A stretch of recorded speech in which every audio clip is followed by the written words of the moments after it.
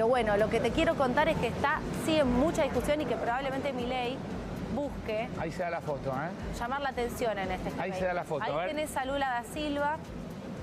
Levanta Mirá, la mano. todo protocolar. Todo muy protocolar. Sí. Saludo cruzado. Lo mínimo indispensable. El propio Lula lo ubica al presidente Milei. Sí. La primera dama de Brasil hace lo suyo con Karina. Tiene la foto, carpeta en mano.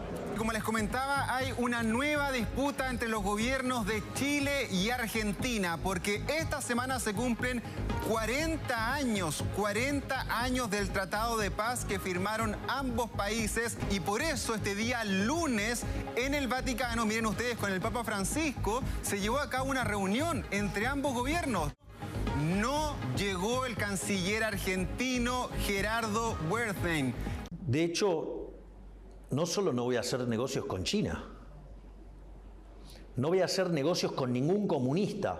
Yo me sorprendí muy gratamente con China. ¿Sí? Nosotros, por ejemplo, tuvimos una reunión con el embajador. Al otro día nos destrabaron el swap. Ahí está ya la foto, Milei reunido con el jefe de Estado de la República Popular China. Nosotros el CONICET, tal como existe hoy, hay que cerrarlo. Como existe hoy, hay que cerrarlo. ¿Qué quiere decir? ¿Que no va a haber una secretaría, digamos, de estas características? Sí que la va a haber, pero se va a dedicar a ciencias duras. No hay plata dentro de la facultad para hacer todo lo que veníamos haciendo, los becarios no cobran en tiempo y forma, no se les aumentan los sueldos. Vamos a quedarnos cada vez más poquitos, cada vez menos, sin dinero para investigar. Desde el sector denuncian que desde el inicio del gobierno de Javier Milei, los salarios reales de las áreas de ciencia y técnica se han reducido en torno a un 30% y que están frenados los ingresos de nuevos investigadores al Consejo Nacional de Investigaciones Científicas y Técnicas de Argentina. Los grupos de WhatsApp de científicos o mismo en nuestros congresos de las sociedades científicas, conocemos cada vez a más jóvenes científicos que se están yendo. Estamos viviendo la fuga de cerebros no solamente en términos de los investigadores o quienes producen ciencia en nuestro país, sino también de docentes. El gobierno argentino retiró a su delegación de la conferencia sobre el cambio climático de la ONU, la llamada COP29, que se celebra actualmente en Bakú, capital de Azerbaiyán. También está la agenda del hombre contra la naturaleza, donde el hombre es el que daña a la naturaleza, cuando en realidad el mundo ha tenido otros picos de altas temperaturas como tiene ahora. Es un comportamiento cíclico independientemente de la existencia del hombre.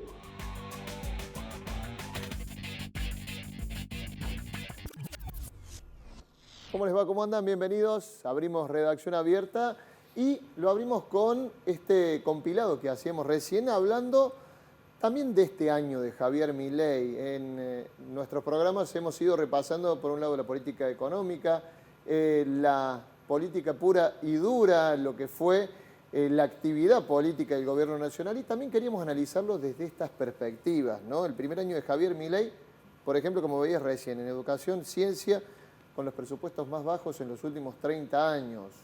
En política exterior, con giros, con idas y vueltas, con un dogmatismo ideológico y después con pragmatismo a la hora de juntarse a negociar o no, idas y vueltas con algunos países. Y en el ambiente, en materia ambiental, también con un negacionismo del cambio climático, y no solamente falta de políticas ambientales, sino políticas que la verdad afectan y mucho al ambiente.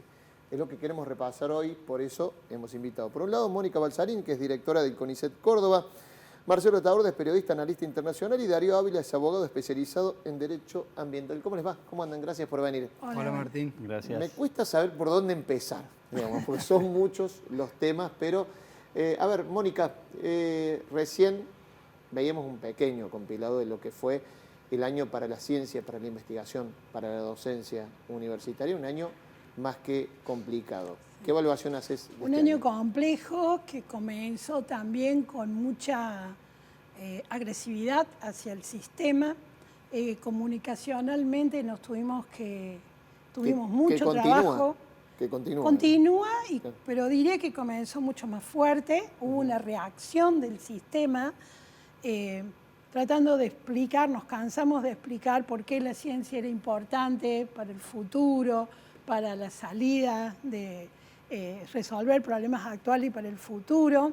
Y bueno, toda esa discusión de por qué la ciencia, por qué aportar a una ciencia soberana, por qué el Estado tiene que estar presente.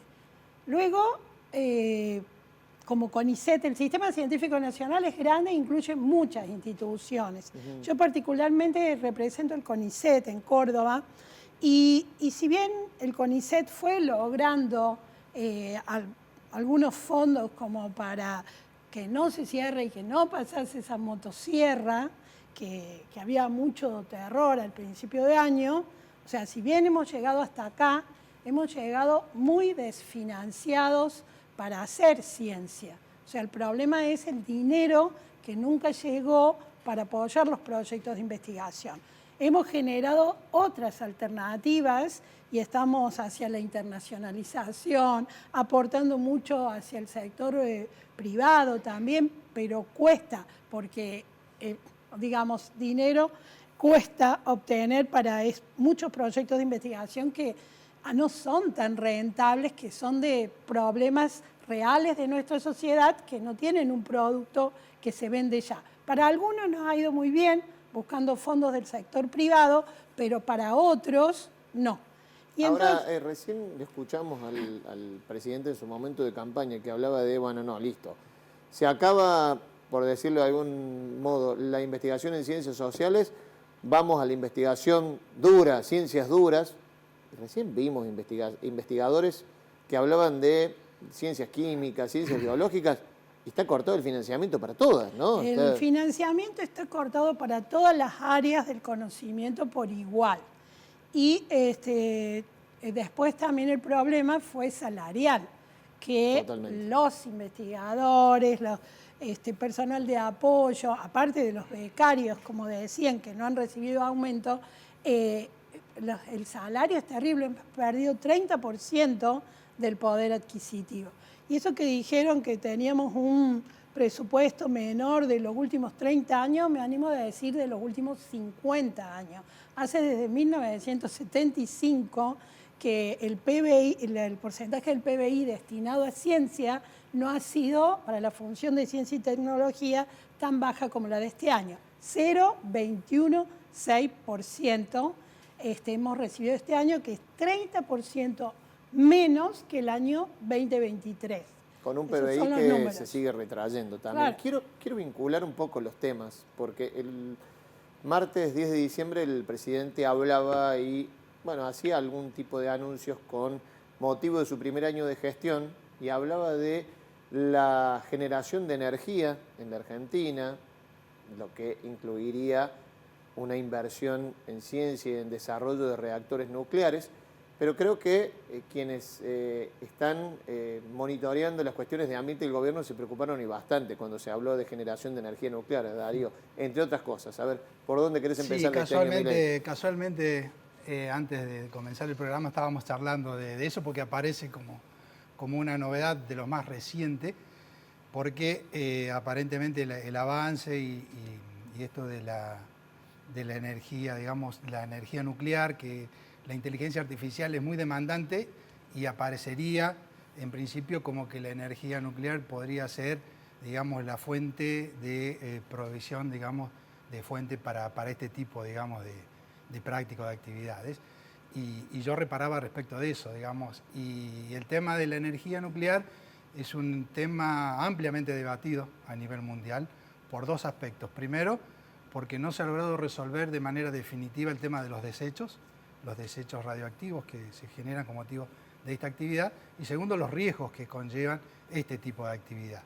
En la Argentina hay que recordar que simplemente el 3,9% de la energía existente, la matriz productiva de energía en nuestro país, tiene fuente basada en la energía nuclear. Es decir, nosotros hoy por hoy generamos energía principalmente sobre la base del combustible fósil, el 52% de gas natural y más del 30% de hidrocarburos, digamos. Después, en menor medida, está la energía hidráulica y la eólica y la solar, un 1,5% participan, digamos, en cuanto a la generación. Por lo tanto, si se avanzan en estos proyectos que, digamos, fueron puestos, digamos, de manifiesto públicamente, de avanzar en creación de nuevas fuentes de energía, me parece que va a tener que estar precedido de un profundo debate, porque hoy por hoy la energía nuclear no ha tenido resuelto estas dos cuestiones que yo te digo y está siendo muy resistida por los pueblos. Sí, sin dejar de marcar que lo primero que hizo este gobierno nacional cuando asumió es de financiar la concreción del proyecto Karen, que es un reactor nuclear. Entonces uno dice, bueno, se pregunta en criollo, en el barrio, ¿qué onda? Digamos, por un lado, de financiar un proyecto del desarrollo de un reactor importantísimo, que nos iba a poner en la vanguardia, después discutimos si sirve o si afecta. Tal vez sea o no. porque era un proyecto 100% nacional. Claro, totalmente. Y el negocio esté planteado para otras exactamente. empresas. Ya te pregunto qué análisis haces del año de Milei, pero Marcelo, a ver si tenés que hacer un ping-pong y resumir, es difícil entrar después de ese TV donde veíamos idas y vueltas con Brasil, idas y vueltas con China, Israel, Estados Unidos y un alineamiento internacional que no se entiende, con un corolario que nos enteramos sobre el final, que era que teníamos a un comunista infiltrado en la Cancillería, digamos, ¿no? Entonces, bueno, con todo eso, ¿por dónde empiezas? Digamos que hay mucha tela para cortar en este primer año, casi, bueno, el reflejo recién de ese paneo. Lo que sí podremos decir es que desde un comienzo planteó el alineamiento casi exacerbado o sobreactuado, podríamos decir, con Estados Unidos e Israel, la presencia de la jefa del Comando Sur en Tierra del Fuego, en un acto que se hizo también entre gallos y medianoche, donde refrendó ese alineamiento, el viaje que hizo a Israel específicamente y las fichas que apostó al triunfo de Donald Trump. No sé qué hubiera pasado si la presidenta electa de Estados Unidos ahora fuera Kamala Harris, pero estamos hablando de una hipótesis que no la podemos plantear. Lo que sí está claro que los hechos han refutado esa frase que suele usar el presidente cada 2x3 de que es el único político, bueno, no se define como político, el único dirigente que resiste un archivo, porque si nos atenemos a las frases que fue diciendo a lo largo de la campaña primero y desde que asumió el 10 de diciembre del año pasado, bueno, tenemos una visión zigzagueante, por ejemplo, de lo que es hoy por hoy China como eje o como líder en buena parte de lo que es la política y la economía mundial. Las definiciones que había dado en su comienzo de que no iba a hacer ningún tipo de pacto o transacción ni con Xi Jinping ni con ningún dictador comunista en el mundo, y en esa definición englobaba desde Luis Ignacio Lula da Silva, presidente del principal socio comercial de nuestro país como es Brasil, a la propia China, a dirigentes que hoy los vemos enrolados en políticas que son absolutamente distantes de lo que era el comunismo. Por ejemplo, Pedro Sánchez en España, con quien protagonizó también un ríspido y muy agrio contrapunto, en el cual metió hasta la mujer del presidente español. Hoy pareciera que ya nos olvidamos de todo lo que fue esa situación, donde es que es mucho, hubieron muchos agravios a líderes de otros países, y podríamos enumerar Gustavo Petro de Colombia, Andrés Manuel López Obrador, hoy ya expresidente de México, el propio Lula en Brasil, a Pedro Sánchez en España, es decir, todos los que no comulgaban con su filosofía o con esta nueva derecha que se ha instalado en diferentes partes del mundo, a veces como gobierno, en el caso de Estados Unidos ahora con el regreso de Donald Trump, por ejemplo, pero que son es una derecha muy variopinta y muy diferente en cuanto a posicionamientos. De hecho, las posturas económicas, los aranceles ya anunciados por el propio Trump, van en muy diferente dirección de lo que pregona el gobierno de Javier Milei, y sin embargo todo pareciera caer o quedar en esa misma bolsa que no se sabe cómo se va a comportar en el futuro cuando entran esas contradicciones. Si nos vamos más atrás a la asunción del propio Milei, cuando acá llegaron muy pocos dirigentes o líderes del mundo, llegó Jair Bolsonaro, un expresidente que ahora tiene graves problemas con la justicia, ha estado en este último aniversario o en una fiesta que hubo de esta nueva derecha, el hijo de Bolsonaro, también acusado por la justicia de Brasil por una intentona golpista. Y vino, por ejemplo, Víctor Orbán, el presidente de Hungría, y Volodymyr Zelensky, el presidente ucraniano, que ambos entre sí están enfrentados en este conflicto que tiene ya casi 3 años entre Rusia y Ucrania, y con posiciones absolutamente distintas, y sin embargo a los dos los reivindica también esta derecha bastante diferente en cuanto a posicionamientos. y ha sido un poco también la constante en estos últimos foros a donde participó Milei, el G20 escenificado en Río de Janeiro, o esta última cumbre del Mercosur, donde Milei asumió la presidencia pro tempore del bloque regional, anunciando un acuerdo con Estados Unidos que quiere llegar en un corto plazo después de que asuma Trump, en el cual no sé si todos los integrantes del Mercosur están tan de acuerdo. Después te pregunto, porque para que lo vayas pensando, digamos, si una cosa es el posicionamiento internacional de Milei, que es lo que ha buscado, porque hemos pagado muchos viajes oficiales que han tenido, bueno, otros destinos, pero interesa el posicionamiento que tiene la Argentina en el mundo y cómo ha quedado con esa cosa zigzagueante. Y en eso, Darío, las votaciones de la Argentina con respecto al ambiente en los diferentes foros y convenciones mundiales. ¿Qué repaso haces de eso, de este año de Milei también? Sí, decir a esta altura de las circunstancias de que Milei es un negacionista, prácticamente no estamos aportando nada al debate, digamos. Pero la cuestión se torna más seria cuando uno ve que eso que aparece como una narrativa fuertemente instalada en la opinión pública se traducen posteriormente o se traen a la realidad a través de transformaciones profundas que se están llevando a cabo en el marco de políticas públicas a nivel nacional que tienen que ver o impactar directamente sobre la cuestión ambiental y más precisamente sobre el cambio climático. Hoy estamos viendo y hay ya luces de alerta, luces rojas, que nos están señalando de que existen indicadores, tanto desde el punto de vista normativo, político, institucional, que ponen realmente en tela de juicio no solamente la continuidad de aquellos compromisos internacionales que asumió Argentina en relación a la lucha en contra del cambio climático, sino que también la ejecución y posible prosecución o no de esos compromisos internacionales. Hay que decir que Argentina... eso también significa afectar el financiamiento que llegaría para esos Argentina se ha comprometido, compromisos. Exactamente, se ha comprometido internacionalmente a través de la Convención Marco de Naciones Unidas de Lucha contra el Cambio Climático, el Protocolo de Kioto y más recientemente el Acuerdo de París, a tomar medidas de adaptación y mitigación, es decir, a adoptar políticas públicas, acciones, estrategias en lucha real y concreta para pelear contra el cambio climático. Tengo una pregunta así, a lo criollo, diríamos, diciendo, bueno, crudo, puro y duro. Bueno, vos decís, votamos así en contra de ese trabajo para reducir las emisiones, en contra del cambio climático.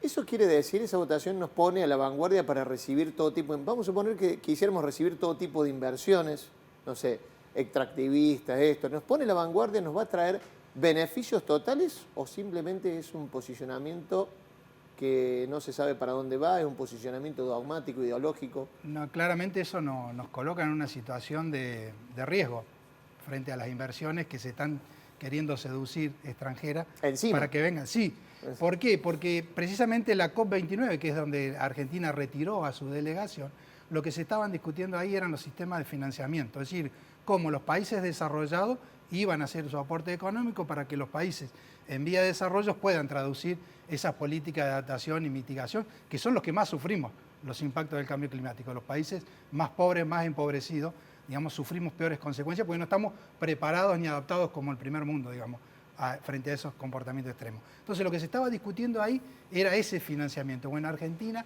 se retiró de ese espacio y hoy por hoy hay una exigencia, y de hecho esto es lo que se está discutiendo hace más de 10 años, que es este acuerdo de libre comercio entre el Mercosur y la Unión Europea, y precisamente el gran eje, el gran obstáculo sobre el cual no se puede avanzar en la aprobación de ese convenio bilateral, tiene que ver con que Francia ha tomado una postura de que no va a recibir de estos países en vía de desarrollo, Argentina, Brasil, Paraguay, Uruguay, más insumos que tengan que ver con la producción primaria, la agricultura y la ganadería, que no tengan certificación de que esas actividades provengan de un lugar que no ha sido sometido a deforestación.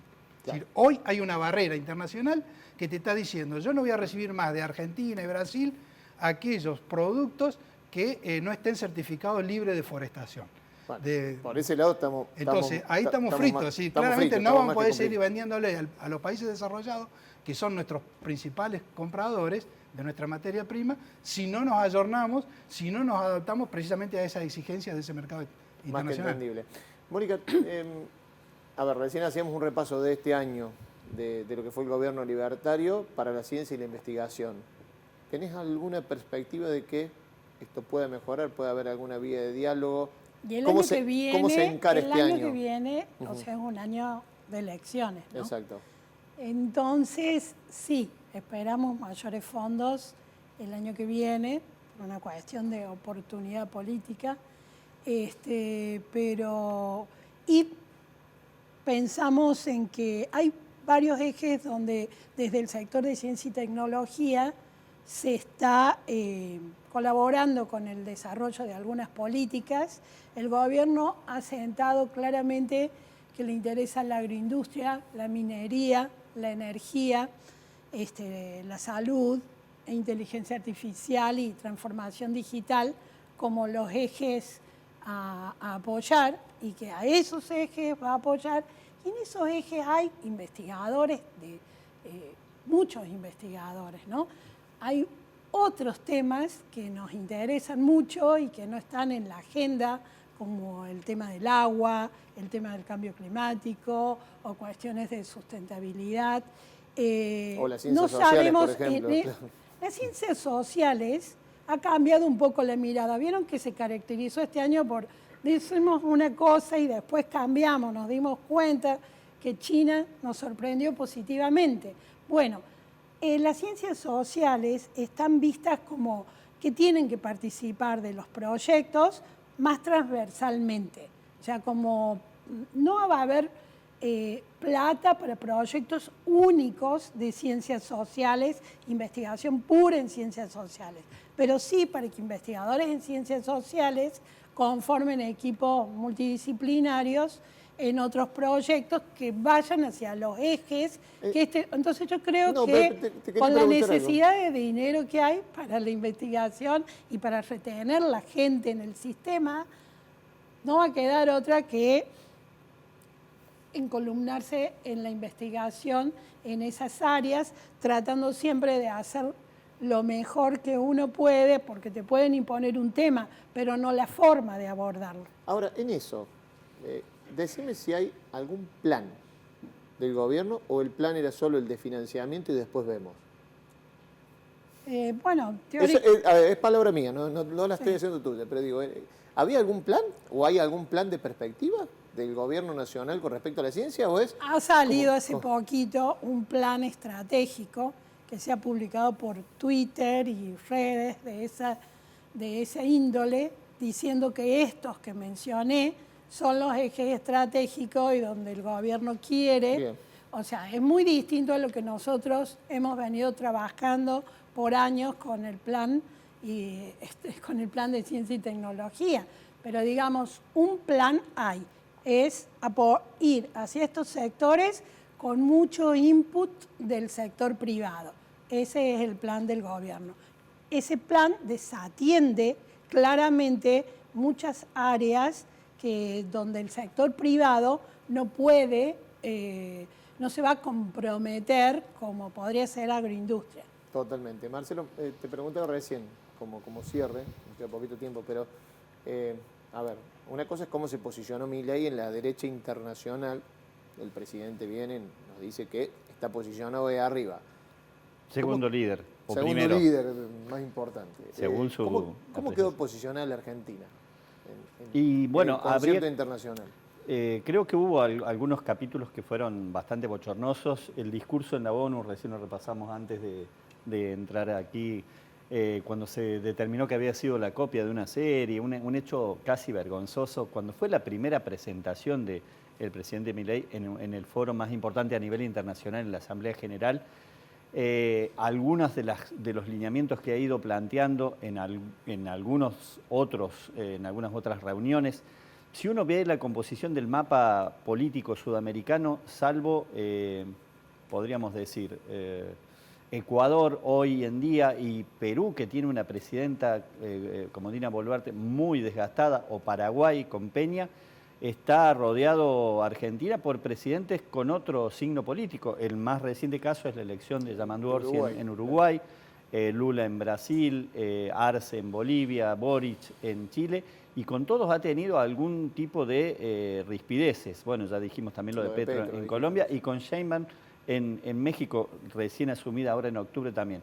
Es decir, esa cuestión de integración, evidentemente que no la tiene como prioritaria, tiene ese eje de alineamiento con Estados Unidos y con Israel, y como considerándose parte de un nuevo orden, en el cual también hay algunos riesgos. En el medio de la filosofía de que no hay plata, estamos adquiriendo, por ejemplo, aviones que para muchos son un desguace o un descarte de lo que eran fuerzas de Estados Unidos, los F-16, parte de lo que era la fuerza de la OTAN, o el posicionamiento tan fuerte en Medio Oriente, en un Medio Oriente que hoy, con lo que estamos viendo en Siria, está en plena ebullición y en una metamorfosis que no sabemos hacia dónde va a ir, pero que sin duda este alineamiento y este compromiso que ha tenido el presidente también pone un riesgo extra en esa afirmación de que vamos a ser parte de un combate a un terrorismo que es definido como una entelequia, que nunca se sabe quiénes son los buenos y los malos según cuáles son las definiciones de quienes están en lo más alto de este tablero, ¿no? Entonces,